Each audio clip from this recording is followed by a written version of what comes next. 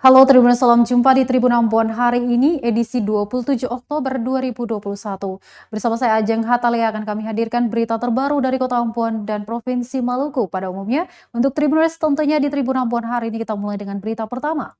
Belum diangkut petugas sampah berserakan sepanjang Jalan Air Kuning Kota Ambon.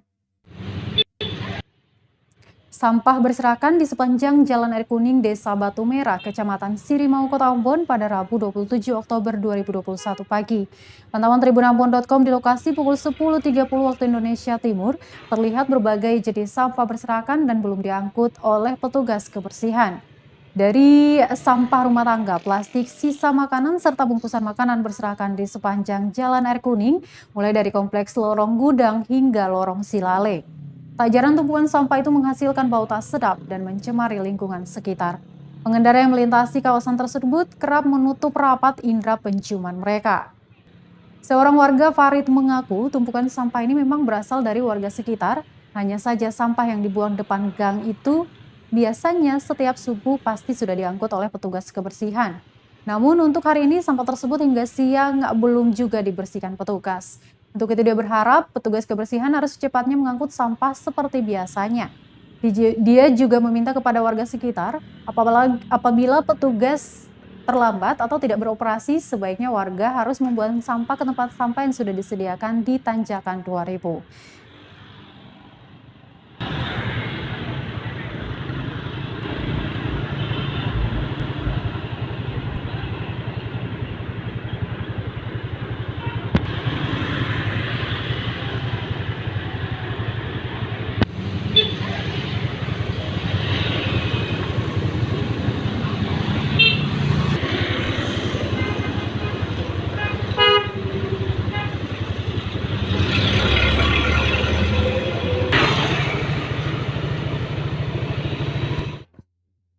Berita berikut ini terkait penanganan COVID-19 di Kota Ambon.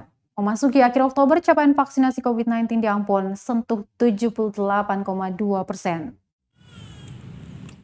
Hingga akhir Oktober 2021, jumlah capaian vaksinasi COVID-19 di Kota Ambon, Provinsi Maluku sudah menyentuh angka 78,2%. Persentase tersebut setara dengan 214.369 jiwa yang sudah mengikuti vaksin minimal dosis pertama. Demikian data yang diungkap Kepala Dinas Kesehatan Kota Ambon Wendy Pelupesi.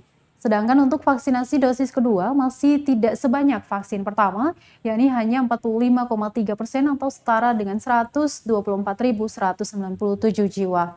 Dari jumlah tersebut, Tribuners sudah sebanyak 85.550 masyarakat umum yang tervaksin minimal dosis pertama. Sementara itu, untuk dosis kedua sebanyak 36.882 orang yang tervaksin.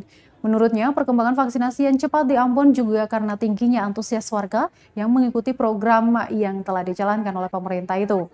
Selain itu, dalam beberapa kesempatan program vaksinasi massal yang diselenggarakan pemerintah menarik banyak warga. Dengan begini, diharapkan capaian vaksinasi bisa terus mengalami peningkatan, hingga bisa mencapai 100% dan menjadi acuan agar menghentikan pemberlakuan pembatasan kegiatan masyarakat di Kota Ambon.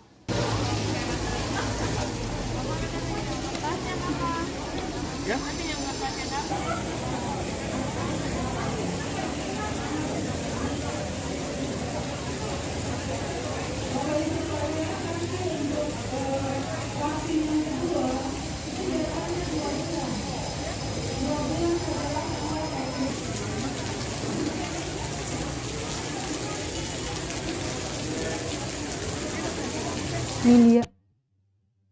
Baik, Tribuners, kita ke berita lain. Yusuf Besi akan polisikan orang yang mengaku sebagai Raja Petuanan Liliali. Selaku Kepala SOA dari Petuanan Liliali, Kabupaten Buru, Yusuf Besi mengatakan akan mempolisikan oknum-oknum yang mengaku sebagai Raja Petuanan Liliali. Hal ini diungkapkan Yusuf Besi saat menggelar konferensi pers di kediaman Raja Petuanan Liliali, Husein Besi Lorong Noropito, Bendarangin, Namlea, Kabupaten Buru pada Selasa 26 Oktober 2021 kemarin. Dia menjelaskan Husein Besi telah dipilih secara musyawarah adat dengan dihadiri oleh Kepala SOA, Saniri Negeri, tokoh adat, dan tokoh agama. Husein Besi sebutnya sebagai salah satu mata rumah parenta yang sah dari Bahadin Besi selaku orang pertama yang punya kewenangan untuk menduduki jabatan raja. Menurutnya, apabila ada orang yang mengatakan bupati tidak punya kewenangan terkait persoalan raja, itu salah.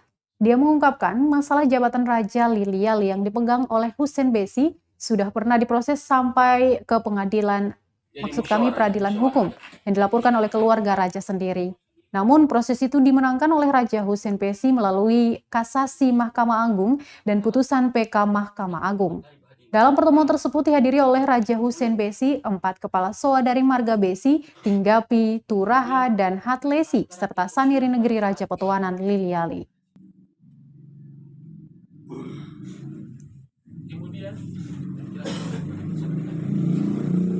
Kemudian yang kedua, kita punya pembuktian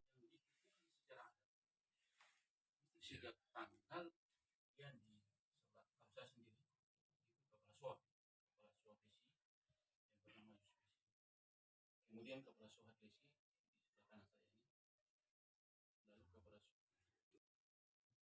Lomba MTQ Kabupaten Buru digelar di 3 lokasi, 8 cabang dilombakan. Meskipun masih pandemi, kegiatan berskala besar seperti Musabaqah Tilawatil Quran atau MTQ resmi digelar di Kabupaten Buru. Lantunan ayat suci Al-Quran terdengar syahdu melembuti pembukaan MTQ ke-14 Kabupaten Buru di pelataran kantor Bupati Buru, Jalan Danau Rana, Selasa 26 Oktober 2021 semalam. Kegiatan kali ini digelar di 3 tempat, yakni Arena 1 di halaman kantor Bupati Buru, Arena 2 di Aula Kantor Kemenak Kabupaten Buru, dan Arena 3 di SMP 45 Buru. Bupati Buru Ramli Ibrahim Masugi membuka penyelenggaraan MTQ Kabupaten Buru yang dipusatkan di pelataran kantor Bupati Buru ini. Adapun jumlah peserta yang ikut dalam kegiatan MTQ tingkat Kabupaten Buru sebanyak 234 orang. Peserta terdiri dari 10 kecamatan yang ada di Kabupaten Buru. Kegiatan lomba MTQ diketahui akan berlangsung selama 3 hari terhitung mulai Rabu 27 Oktober 2021 hingga Jumat 29 Oktober 2021. Hidup kita yang dibawakan oleh baginda Rasulullah pada 14 abad yang lalu. Ini mesti menjadi perhatian dan mesti menjadi kajian kita bersama. Tercatat dalam sejarah pengembangan Islam, umat Islam di bawah. Baik Tribuners, kita ke berita terakhir. Terapkan pendidikan berbasis lingkungan. PAUD Darling perbolehkan bayar SPP pakai sampah. Berangkat dari kegelisahannya terhadap pendidikan anak, seorang perempuan muda berhasil mendirikan sekolah PAUD di kawasan Dusun Wailala, Desa Laha, Kecamatan Teluk Ambon, Kota Ambon. Berbekal ilmu pendidikan jurusan PAUD yang ia tempuh di Universitas Patimura, Santi Indrayani Sayakit memulainya di lingkungan gereja pada 2007 lalu. Mengingat biaya sekolah PAUD di Kota Ambon cukup tinggi dan tidak semua orang tua di lingkungan itu mampu membiayai anaknya, dia pun tak membebankan biaya masuk bagi siswa baru alias gratis. Orang tua hanya perlu membayar Rp10.000 untuk iuran per bulannya. Setahun kemudian, di bawah payung Lembaga Pendidikan Anak Marginal, Santi memindahkan aktivitas belajar mengajar ke lingkungan rumahnya. Di sana, perempuan berusia 33 tahun itu bersama seorang tenaga guru merintis PAUD Melati hingga kurang lebih 11 tahun. Rentan waktu yang lama itu bak lilin yang terang di kegelapan, Santi terus mendedikasikan ilmunya untuk masa depan pendidikan anak usia dini di lingkungan itu. Semangat juang para guru ini kemudian terbaca oleh Depot Pengisian Pesawat Udara atau DPPU Patimura, hingga akhirnya berhasil mengubah PAUD Melati menjadi PAUD Sadar Lingkungan pada 2020. Menurut guru yang terkenal ramah itu, kurikulum berbasis lingkungan sengaja diangkat menjadi ciri khas PAUD Darling. Di samping mata pelajaran utama, penting juga untuk mengenalkan betapa pentingnya menjaga lingkungan untuk keberlangsungan hidup manusia sejak dini bagi siswa PAUD. Melalui pengembangan materi, pembelajaran, dan metode belajar baik indoor maupun outdoor, diimplementasikan Kepala Sekolah PAUD Darling yang juga merangkap sebagai tenaga guru itu dalam kurikulum berbasis lingkungan. Sementara itu, salah satu orang tua murid, Marga Sahetapi, mengaku beruntung bisa menyelongkarkan putrinya di PAUD Darling. Adapun keberlangsungan PAUD Darling hingga memasuki tahun ketiga ini tidak terlepas dari pendampingan DPPU Patimura. Operational Head DPPU Patimura, Tengku Nazwar Kusyamsyah mengatakan pihaknya memotret semangat guru dan pengelola di mana sejak tahun 2007 meskipun tidak digaji tapi tetap semangat menjalankan PAUD. Pertamina melihat benih yang bagus untuk didampingi, akhirnya membeli PAUD ini sebagai penerima manfaat pendampingan program CSR.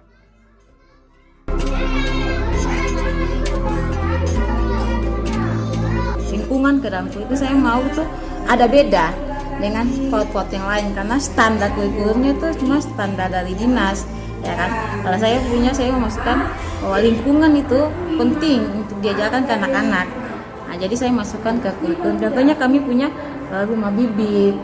Nah, itu mengajarkan anak bagaimana caranya untuk menanam apa segala macam supaya satu menghasilkan bahwa dari hasil yang mereka tanam itu bisa bermanfaat bagi mereka. Ya kan, kami punya bank sampah. Kita mengajarkan anak bahwa sampah itu tidak boleh buang sembarangan, ya kan. Dari sampah itu bisa menghasilkan. Nah, saya juga punya program sedekah sampah.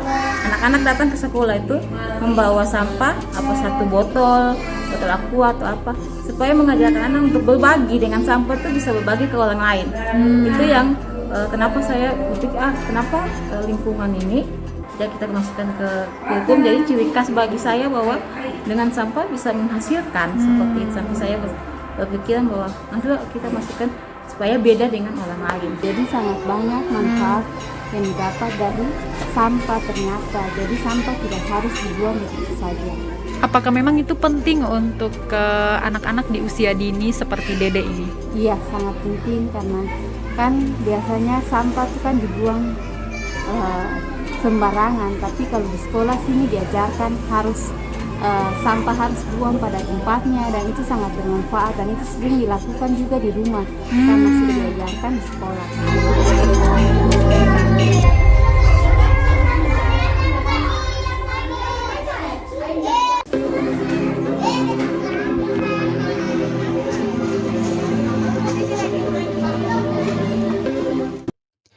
Baik, Tribuners, berita tadi sekaligus menutup perjumpaan kita di Tribun Ambon untuk edisi hari ini 27 Oktober 2021.